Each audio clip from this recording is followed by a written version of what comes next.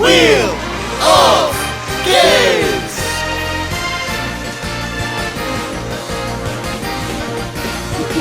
Hi, I'm bigcal, and welcome to my world, and welcome back to Wheel of Games, the first official episode. At the beginning of March, I made an introduction video explaining what the hell it was. Basically, a replacement for DIY gaming box where I spin a wheel and have to get something based on what it lands on.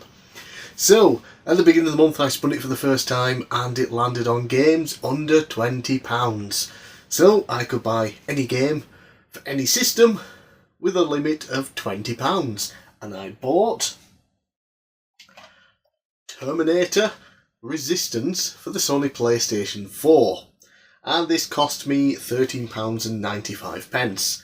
There is a PlayStation 5 version, but that was £18 something, and I thought, well, I'll just get the cheaper PS4 version because free PlayStation 5 upgrade. Yeah, so if you have the PS4 version, stick it in your PS5 and you can get the free upgrade to the Enhanced Edition. And that's what I played for a couple of weeks at the start of the month. So let's go and talk about the game a little bit more. So here we have Terminator Resistance for the PS5, well, PS4 with a free PS5 upgrade anyway. Always like when games do that.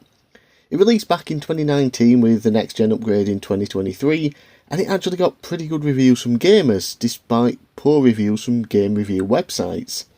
Why there is such a disparity between gamers and game reviewers is beyond me, but it is what it is. The game is an FPS set around 30 years after Judgment Day, and it has you play as Jacob Rivers, a resistance fighter whose team has been wiped out by the machines. You join up with some other survivors and help them by completing quests, such as finding supplies or taking down Skynet bases, all the while being hunted by a new type of Terminator, one with human skin. I played around 4 hours of the game, which I think is halfway through, so I didn't finish the story or anything. But what we got was interesting, seemingly discovering how and why Terminators decided to create the T-800 series that we know and love from the films. For the gameplay, as an FPS you do a bunch of shooting as expected, however there is also a lot of stealth too.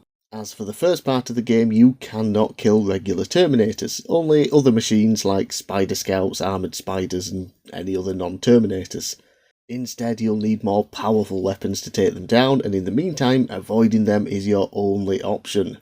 Survival is a big part of the game too, as you collect materials from destroyed machines and empty houses, which you can then use to craft ammo and upgrades. Materials are pretty scarce, so even if you can destroy Terminators, sometimes it's better to avoid them and save your ammo for later.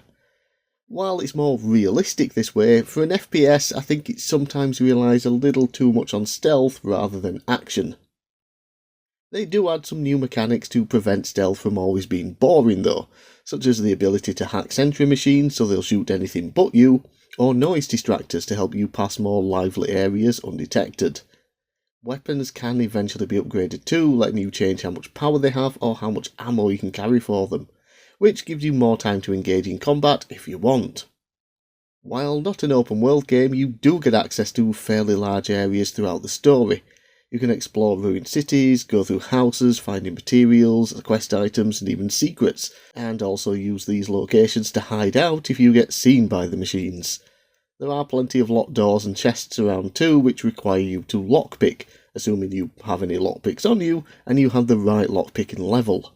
You can increase this by using skill points you obtain from levelling up, as well as other abilities too.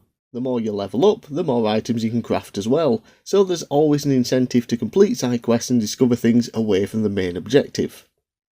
Between main missions you have different home bases depending on which part of the story you're up to.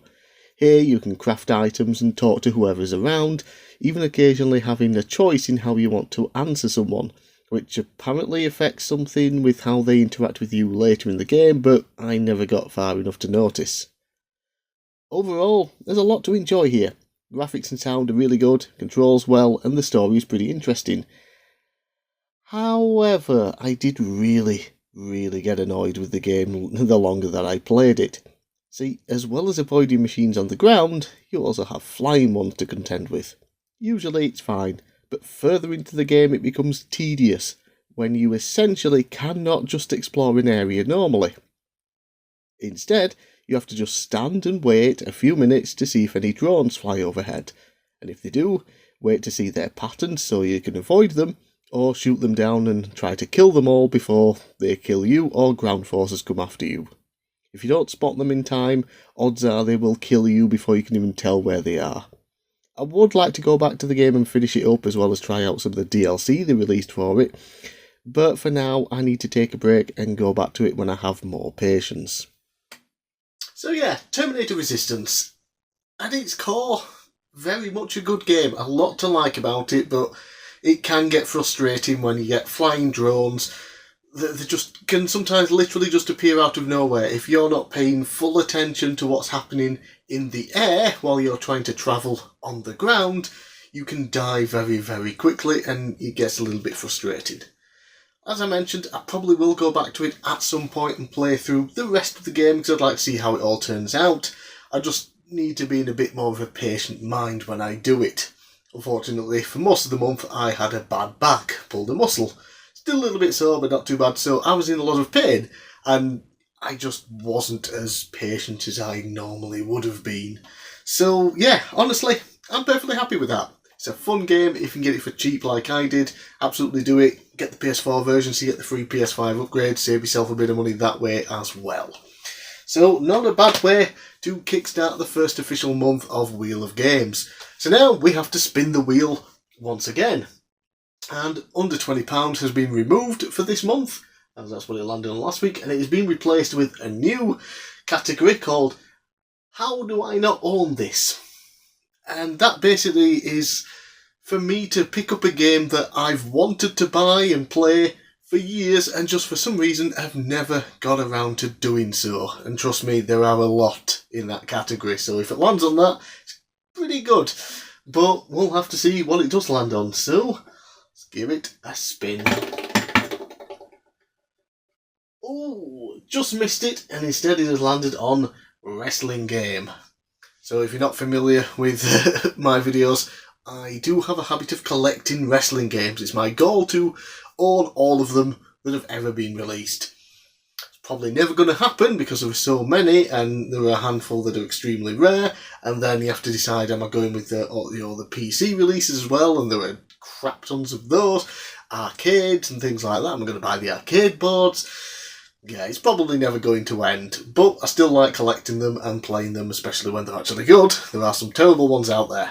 So I do have a handful that I can buy that I know offhand, and if I forget what's out there, I do have a book that lists all of the wrestling games ever made, so I can pick something from that and see if I can buy it.